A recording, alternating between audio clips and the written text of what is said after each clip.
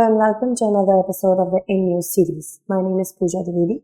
Today we are going to discuss the Digital Data Protection Bill 2022, which has been notified by the Ministry of Electronics and Information and Technology to garner feedback from the public. Now, from the perspective of preliminary as well as GS Mains Paper 2nd, Government Policy and the issues related thereof, GS Mains Paper 3, Science and Technology, it is important for us to understand this entire segment.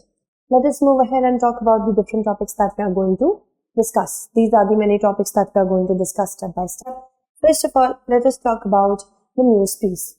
What India's draft digital privacy law says and how does it compare with the data protection laws of other countries.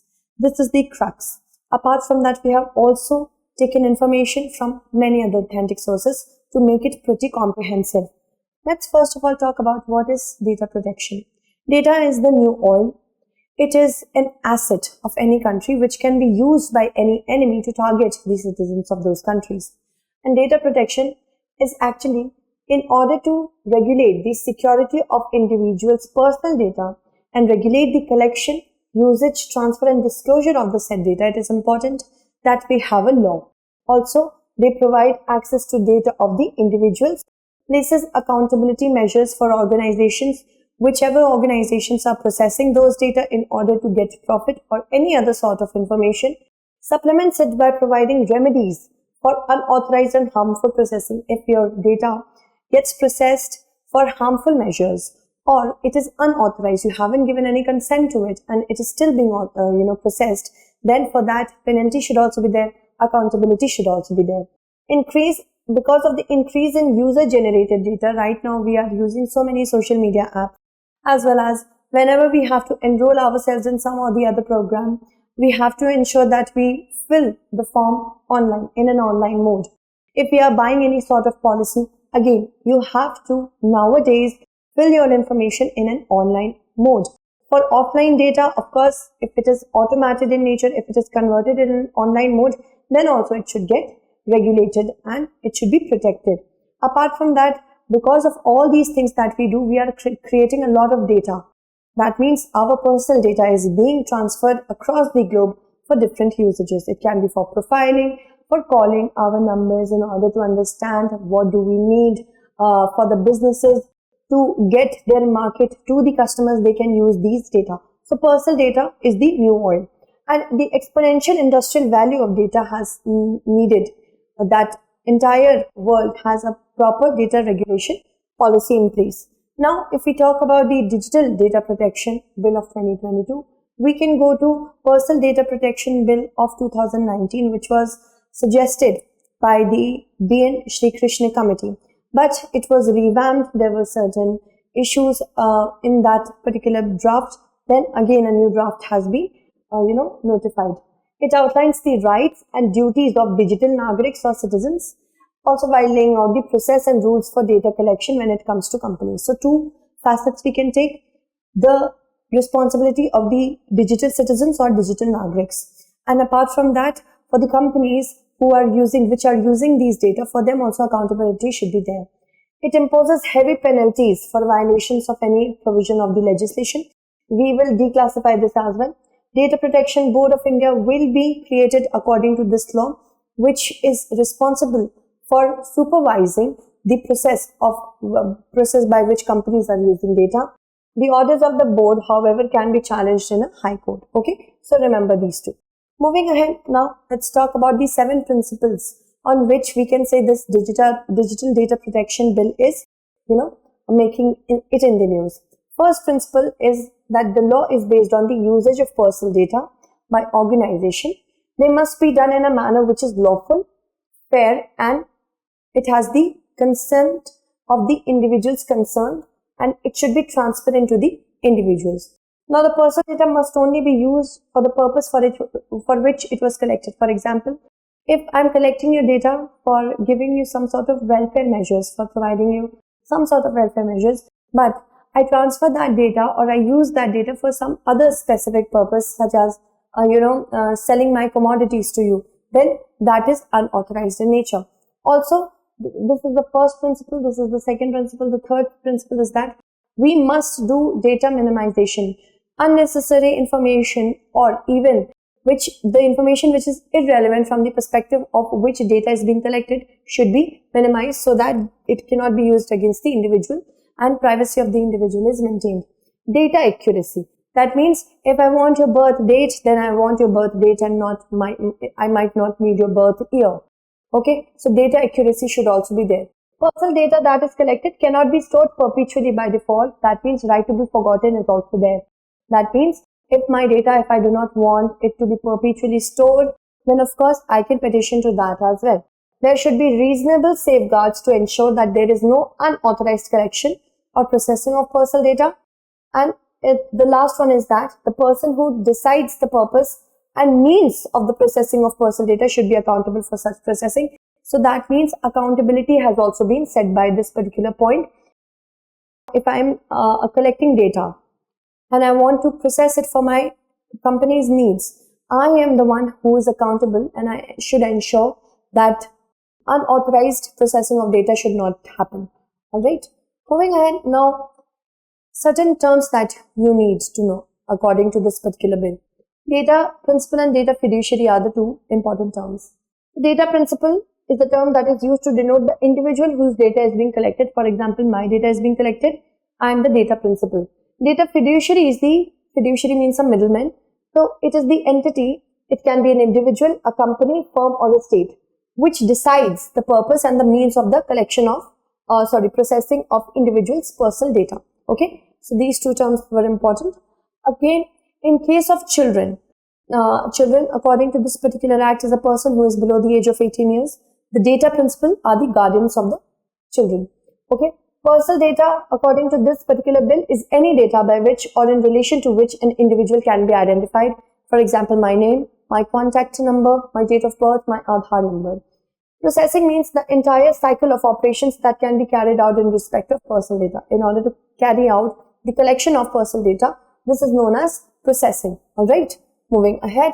Now, individuals should be able to access basic information in language specified in the 8th schedule of the Indian Constitution. That means it should be available in 22 languages.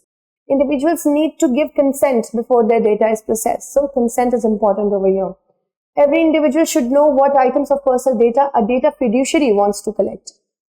You should not just give out your data like that only. You should understand for what purpose your data is being collected so that transparency and accountability can be maintained. If there is no need for you to give your Aadhaar number to a restaurant or a hotel where you're checking at, you can ask for any other document that you can provide in order to establish your identity. Alright, moving ahead now. The notice of data collection, it needs to be in clear and an easy to understand language. It should not be, there should not be any language which is just superficial in nature so that we do not want to read it. Sometimes it can happen.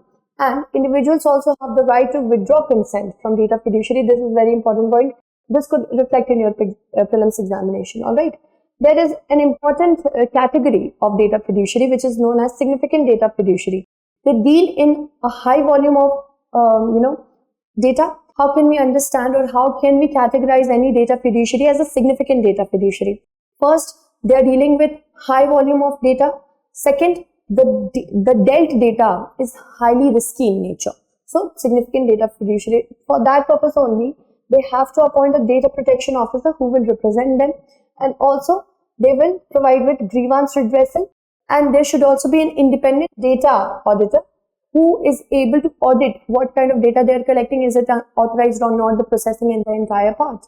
Moving ahead, now data principals such as people like ourselves will have the right to demand the erasure and correction of data collected by the data fiduciary. The right to nominate an individual who will exercise these rights are also given to the data principals in case I die or in case I am incapacitated by some sort of disease. I can nominate my data principal who will represent on my behalf, nominate any data principal. The data principal will also have the right to file a complaint against a data fiduciary with the Data Protection Board.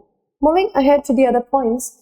Now, the current bill also allows for cross-border storage and transfer of data to certain notified countries and territories, which is a huge impetus to multinational corporation and MNC IT companies as well. Because now they can transfer data and that will be well within the law. And there are significant penalties on businesses that undergo data breaches or fail to notify users when breach happen, and it can go as high as rupees 250 crore. So you can understand the significance of data. Now, if we talk about another important point, the government could also exempt certain businesses from adhering to the provisions of the bill. These include startups who are just very new in the market and they do not want to remain stagnant just because they are not able to comply with the bills provisions, because this is an issue. Now, the center can exempt certain entities on the grounds of national sovereignty, integrity, and it makes the center all powerful. Apart from that, the appointment of chairperson and members of the data protection board is entirely on the discretion of the central government, which gives a kind of surveillance state, you can say a surveillance state tint to this particular data. Okay, and remember, there are wide-ranging exemptions and this problem with respect to surveillance. And right now, the current bill only has 30 clauses as compared to the previous 90 clauses that the earlier bill had. Now, if we compare the current law to other countries, approximately 137 out of 194 countries have data regulation in place. Africa and Asia show 61% and 57% adoption respectively, because these are huge continents. Only 48% of the least developed countries have data protection and privacy laws, and these are the most vulnerable as well. Now let's move on to the European Union model. The General Data Protection Regulation, a very highly recommended kind of model law that India could take from. India has taken certain provisions, you will come to know about that. It focuses on comprehensive data protection law for processing of personal data. Here, right to privacy, as it is enshrined in the fundamental rights in the European Union's Charter, the European Charter of Fundamental Rights, it recognizes right to privacy as well as the right to protection of personal data. This makes this particular regulation all powerful. Also, there are certain exemptions in cases of national security, defense, public security, but they are clearly defined and seen as exclusions. That means the problem with India is we do not have a proper definition of what is national security, what is defense, what is public interest. So there are clearly defined definitions of these particular provisions, and that is why it is easier for them to regulate. Moving ahead, US model, the privacy protection, or more known as liberty protection, is there. Individual's personal space is separated from the government. It also enables the collection of personal information as long as the individual is informed, such collection and use.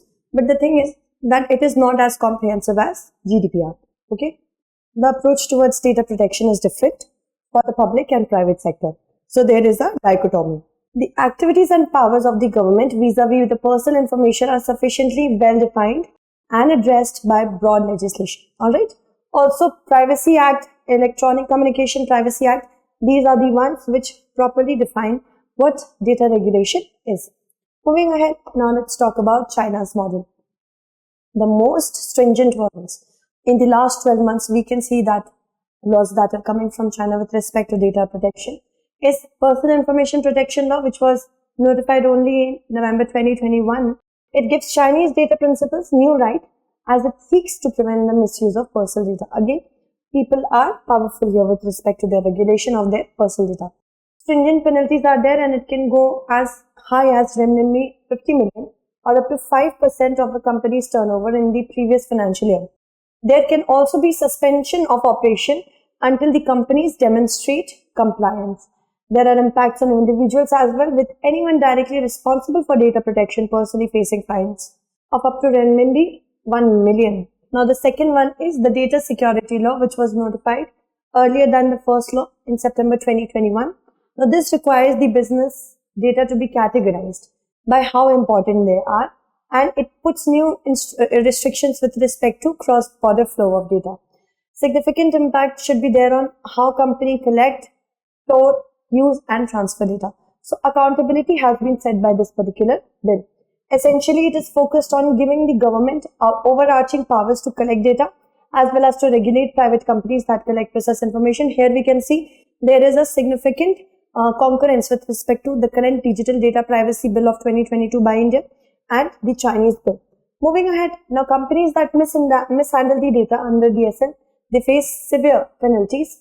The ride-hailing giant Didi faced in July this year a $1.2 billion fine in July. Okay, this year, as I've already told you. So question, let us look at this question from the perspective of a mains examination. Critically analyze the provisions of the Data Protection Bill. Mention the changes suggested by various committees on the Data Protection Bill. Now, answer this question in 250 words. Thank you so much for watching and stay updated.